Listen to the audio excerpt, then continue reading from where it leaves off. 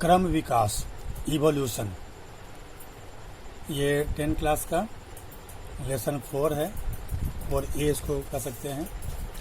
इसमें क्रम विकास का साधारण परिभाषा, प्राचीन काल में जो भी सजीव, वो पेड़ पौधा हो या प्राणी हो, जिस रूप में थे आज वो उस रूप में नहीं है, उनमें काफ़ी बदलाव आया है, काफ़ी विकास हुआ है, जिसके अध्ययन को हम लोग क्रम विकास या ऑर्गेनिक इवोल्यूशन या केवल इवोल्यूशन कहते हैं। तो अनुमान यह लगाया जा रहा है कि पृथ्वी पर जीवन की उत्पत्ति लगभग 3.5 अरब वर्ष पहले हुई है। पृथ्वी की उत्पत्ति तो बहुत साल पहले हुई है, लेकिन इस पर जीवन की उत्पत्ति ये लगभग 3.5 अरब वर्ष पहले हुई है। इसमें भी कई मतभेद है, लेकिन 3.5 अधिक जगह किया हुआ है। जब पृथ्वी की उत्पत्ति हुई तो काफ़ी वो गर्म थी, इसको तुम लोग भूगोल में पढ़े होंगे उत्पत्ति कैसे हुई। उसके बाद पृथ्वी जब ठंडी हुई तो उस पर जल बना, जल का निर्माण हुआ। जल के निर्माण होने के बाद उसमें कुछ कार्बनिक और अकार्बनिक पदार्थों के संयोग से एमिनो एसिड बना। एमिनो एसिड, कुछ कार्बोहाइड्रेट, कुछ फास्फोरस, ये सब मिलकर न्यूक्लियो प्रोटीन बना। ये न्यूक्लियो प्रोटीन बाद में एक कोशिकीय पौधा के रूप में परिणत हुआ। एक कोशिकीय पौधा जब प्रकाश की सहायता से प्रकाश संश्लेषण करने लगा तो उसके बाद वो पानी में ऑक्सीजन उत्पन्न किया। ऑक्सीजन जब उत्पन्न किया तब फिर एक कोशिकीय जंतु भी उत्पन्न हुए। एक कोशिकीय जंतु उत्पन्न होने के कुछ समय बाद बहुकोशिकीय जंतु उत्पन्न हुए।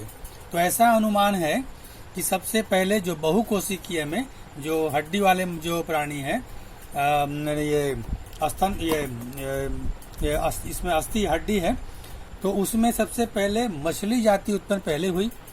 मछली के बाद उभयचर, जिसको एम्फीबियन कहते हैं, इसमें टोड और मेढक आता है। उसके बाद सरीसृप, रेंग के चलने वाले प्राणी उत्पन्न हुए, सांप है, कछुआ है। इसके बाद पक्षी और स्तनपायी ये उत्पन्न हुए। ऐसा अनुमान लगाया जाता है। इसके आगे हम लोग प्रमाण भी पढ़ेंगे। मिलर और यूरे दो वैज्ञानिक थे। इन्होंने एक प्रयोग के आधार पर सिद्ध किया कि कैसे एमिनो एसिड बना। उन्होंने एक फ्लास्क लिया, फ्लास्क में मीथेन, अमोनिया और हाइड्रोजन ये मिलाया और जल वाष्प उसमें प्रवाहित किया बहुत देर तक, और उसमें इलेक्ट्रिक स्पार्क कराया।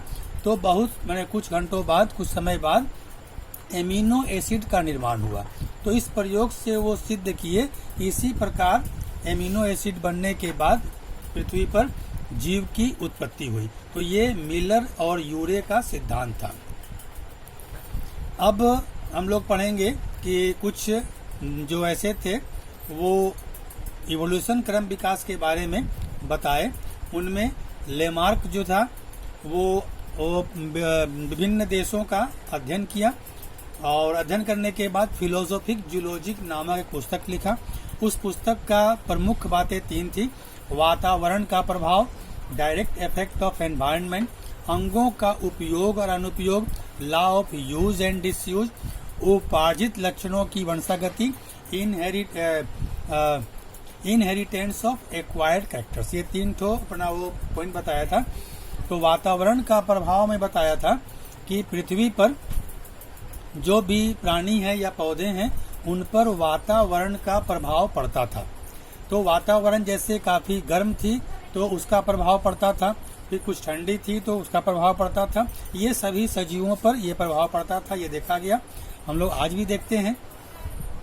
तो वातावरण के प्रभाव के वजह से प्राणी कुछ अंगों का उपयोग अधिक करते थे और कुछ अंगों का उपयोग कम करते थे। जिन अंगों का उपयोग वो अधिक करते थे वो अंग शक्तिशाली हुए, मजबूत हुए, विकसित हुए। जिनका उपयोग वो कम करते थे वो कमजोर होते गए, अविकसित हुए और धीरे धीरे लुप्त हो गए, उनके अनुसार, अकॉर्डिंग टू लेमार्क। और तीसरा था उपार्जित लक्षणों की वंशागति। जो लक्षण माता पिता अपने में उत्पन्न किए वो लक्षण उनके संतानों में वो चला जाएगा। इस प्रकार उनका मत था लेमार्क का। उन्होंने अपने सिद्धांत की पुष्टि में 2 उदाहरण दिए, एक जिराफ का और एक सर्प का, सांप का। तो जिराफ जो है ये रेगिस्तान का, मरुभूमि का प्राणी है। वो बताया था कि जिराफ जो है इनके गर्दन छोटे थे। वातावरण का जब प्रभाव, मतलब कि जब वहाँ गर्मी बढ़ने लगी तो नीचे के घास पात जो है वो सूखने लगे। उसके बाद वो जिराफ छोटे छोटे पौधों को खाने लगा। जब छोटे पौधे भी सब खत्म समाप्त हो गए तो कुछ बड़े पौधों को खाना शुरू किया, वो सब भी नष्ट हो गए। तो फिर वो वृक्ष की डालियों को, उसके पत्तों को खाना शुरू किया। उसको खाने के लिए उसके अगले टांगे और अपने गर्दन पर अधिक जोर देना पड़ा, जिससे उसकी अगली टांगे और गर्दन धीरे धीरे लंबी होती गई। तो वो गुण जो उत्पन्न किया जिराफ, वो गुण उसके संतान में पहले से चला गया। दूसरा उदाहरण दिए थे वो सर्पों का, सांप का। वो बताए थे कि सांप सरीसृप प्राणी है, इसके भी पहले पैर थे और जब वो बिल में घुसता था, झाड़ी में जाता था, तो उसके पांव उसके बाधक थे। तो पांवों का उपयोग वो कम करने लगा। तो उपयोग कम करने से उसका जो है वो पांव का उपयोग कम जब हुआ तो वो धीरे धीरे उसका विकास कम होने लगा और धीरे धीरे उसके पांव कमजोर होने लगे और फिर लुप्त हो गए। तो आज बिना पैर वाले सांप है, लेकिन वैज्ञानिक उसको नहीं मानते हैं, बहुत सारा तर्क दिए हैं। विजमैन नामक वैज्ञानिक था, उन्होंने चूहों पर प्रयोग किया। चूहे के जो बच्चे होते थे उन बच्चों का वो पूंछ काट दिया करते थे। तो ऐसे करते करते लगभग 25 पीढ़ी तक उन्होंने उन बच्चों का पूंछ काटते गए, लेकिन किसी भी पीढ़ी में बिना पूंछ का चूहा उत्पन्न नहीं हुआ। तो जब वो चूहा अपने पूंछ का उपयोग करना नहीं सीखा, उसका कोई उपयोग नहीं था, तो उसके बच्चे में वो कहाँ से आ गया। हम लोग भी दाढ़ी मोछ बनाते रहते हैं, लेकिन वो हमारे संतान में चला आता है। और इस प्रकार काफी इनकी आलोचना हुई। अगर हमसे पूछा जाए कि आप इसमें कहाँ तक सहमत हैं, तो हम कहेंगे कि मैं पहले और दूसरे विचार से कुछ हद तक सहमत हूँ, क्योंकि वातावरण पर प्रभाव पड़ता है और अंगों का उपयोग अनुपयोग भी ठीक है, क्योंकि हम भी अपने 2 हाथों का उपयोग करते हैं, एक बायां का और एक दायां का। तो अगर हम दायां हाथ का उपयोग अधिक करते हैं तो वो हाथ हमारा थोड़ा मजबूत होता है, बायां कमजोर होता है। जो व्यक्ति बायां का उपयोग अधिक करता है उसका बायां हाथ मजबूत होता है, दायां कमजोर होता है। तो ये है, लेकिन ये लक्षण उसके संतान में आएंगे ऐसा नहीं होता है। पहलवान का संतान पहलवान नहीं होता है, उसको अपना प्रैक्टिस करना पड़ता है, उसको वर्जिश करना पड़ता है, तब वो पहलवान हो सकता है। इसीलिए अगर तुमसे पूछा जाए कि तुम कहाँ तक सहमत हो, तो मैं पहले और दूसरे इनके विचार से सहमत हूँ, किंतु तीसरे विचार से मैं बिल्कुल ही सहमत नहीं हूँ।